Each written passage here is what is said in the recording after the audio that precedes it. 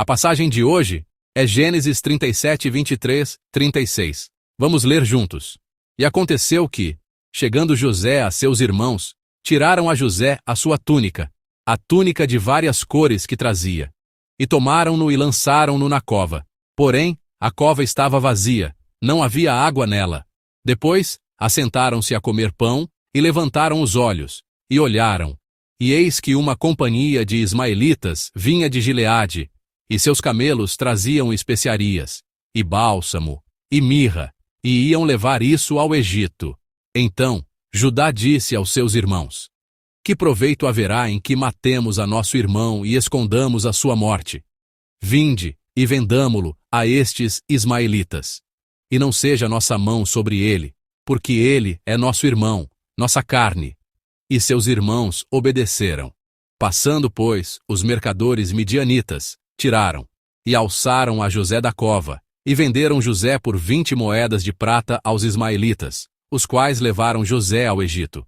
Tornando, pois, Rúben à cova, eis que José não estava na cova. Então, rasgou as suas vestes, e tornou a seus irmãos, e disse: O moço não aparece, e eu, aonde irei? Então, tomaram a túnica de José, e mataram um cabrito, e tingiram a túnica no sangue, e enviaram a túnica de várias cores, e fizeram levá-la a seu pai, e disseram: Temos achado esta túnica. Conhece agora se esta será ou não a túnica de teu filho. E conheceu-a, e disse: É a túnica de meu filho. Uma besta fera o comeu, certamente foi despedaçado José. Então Jacó rasgou as suas vestes, e pôs pano de saco sobre os seus lombos, e lamentou a seu filho muitos dias. E levantaram-se todos os seus filhos e todas as suas filhas, para o consolarem. Recusou, porém, ser consolado e disse: Na verdade, com choro hei de descer ao meu filho até a sepultura. Assim, o chorou seu pai. E os midianitas venderam-no no Egito a Potifar, eunuco de Faraó, capitão da guarda. Amém. Vocês já foram traídos por alguém em quem confiavam?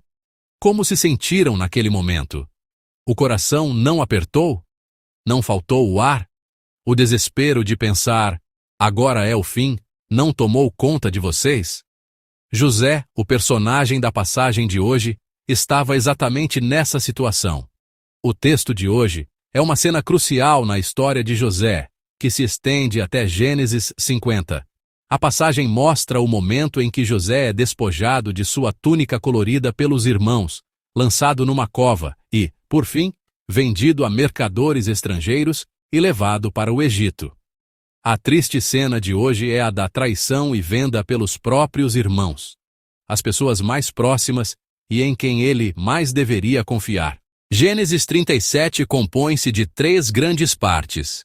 Dos versículos 1 a 11, temos o relato do sonho de José e da inveja dos seus irmãos.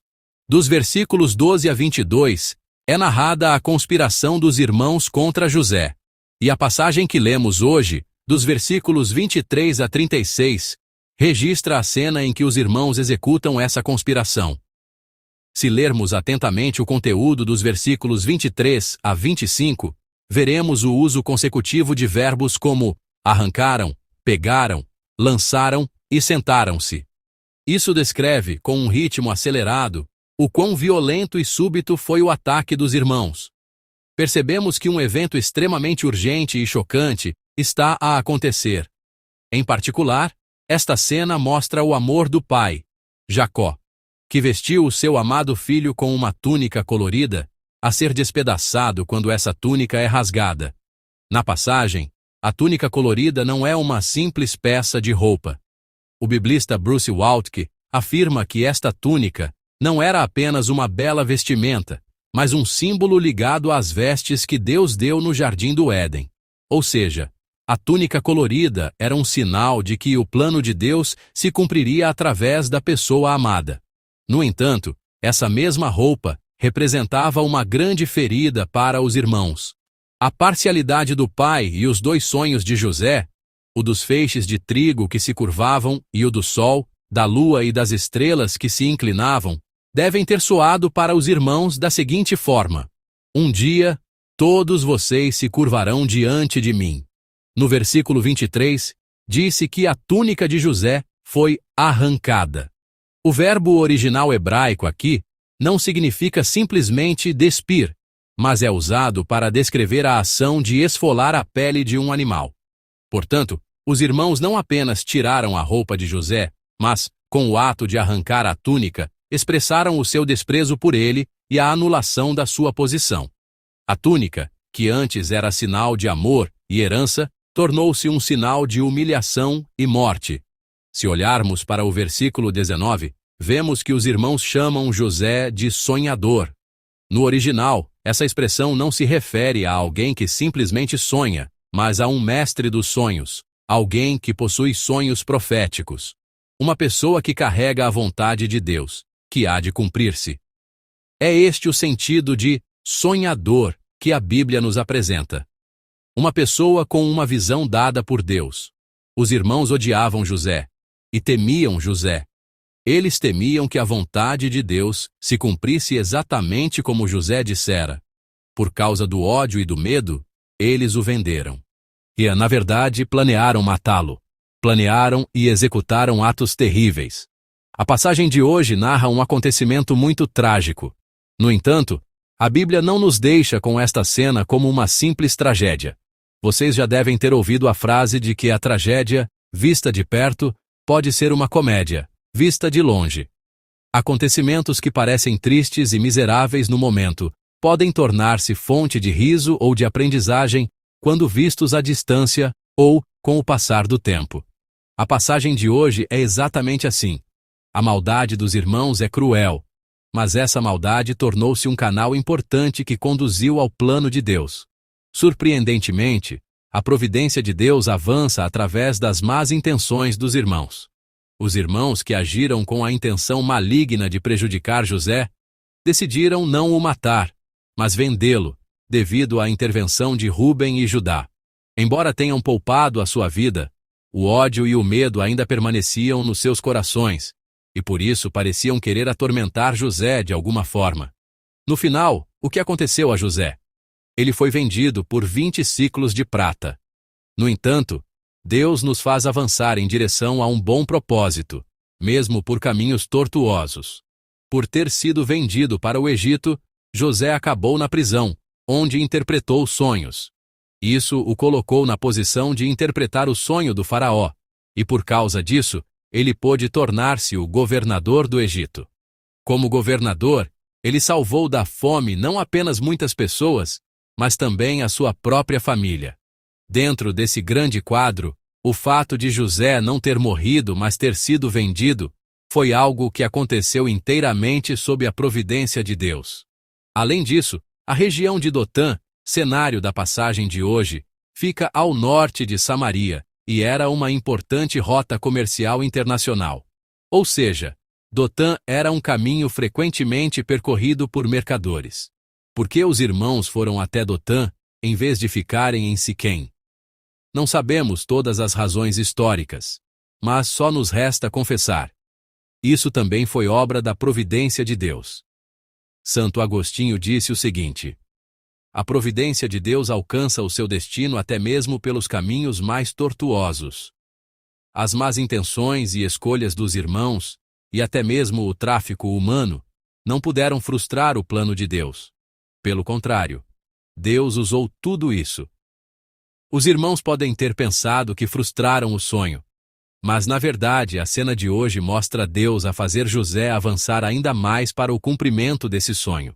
De perto, é um terrível caso de tentativa de homicídio e tráfico de pessoas. Mas, quando olhamos para a grande narrativa da Bíblia, percebemos que José está a dar os passos para o cumprimento da história da redenção de Deus. Esta é a misteriosa providência de Deus, a graça de Deus. Aqui, seria bom refletirmos sobre as palavras do místico Henri Nouwen. Quando somos rejeitados, Deus nos levanta. José foi rejeitado pelos irmãos, enfrentou essa realidade trágica, mas foi exatamente nesse caminho que ele experimentou o processo de ser levantado por Deus. Esta é a vida das pessoas de fé. Assim, A longa história de José não visa, de modo algum, dar uma lição sobre relações familiares. A jornada de sofrimento de José também não é uma simples história de superação pessoal ou de sucesso. O que a história de José em Gênesis nos revela é a história da redenção de Deus. Ela nos mostra em detalhes o drama da salvação, por meio do qual Deus realiza seu plano redentor. E Deus continua, ainda hoje, a encenar este drama de salvação em nossas vidas. Talvez haja alguém aqui neste culto que sinta que os seus sonhos foram despedaçados, como a túnica rasgada, e que se encontre numa cova de desespero, sentindo que todos os caminhos estão bloqueados. No entanto, devemos lembrar-nos de que o plano de Deus, que é o Alfa e o Ômega, o princípio e o fim, ainda está em andamento. A cena pode ainda estar escura, mas o final, com certeza, é escrito por Deus. Tanto o processo quanto o final estão sob a vontade de Deus. Na passagem de hoje, os irmãos tentaram derrubar José e destruir o seu sonho. E parecia que estavam a conseguir. Mas não foi assim. Pelo contrário, Deus usou as suas más intenções para o bem. O que Deus nos está a dizer através disto? Ele está a dizer que a cova em nossa vida, hoje, também pode ser um novo começo dentro da providência de Deus. Para nós, que nos sentimos encurralados e não sabemos para onde ir, Jesus é o caminho, a verdade e a vida. Assim, hoje, em nome de Jesus Cristo, devemos orar da seguinte forma: Senhor, mesmo nesta cova em que me sinto encurralado e que não consigo compreender, eu creio que o teu propósito não será frustrado. Resgata-me, por favor. Nesta madrugada, que vocês possam ter a certeza da grandiosa e maravilhosa providência de Deus e que possam ouvir a voz do Senhor, trazendo-lhes o seu perfeito Shalom. Eu os abençoo em nome do Senhor.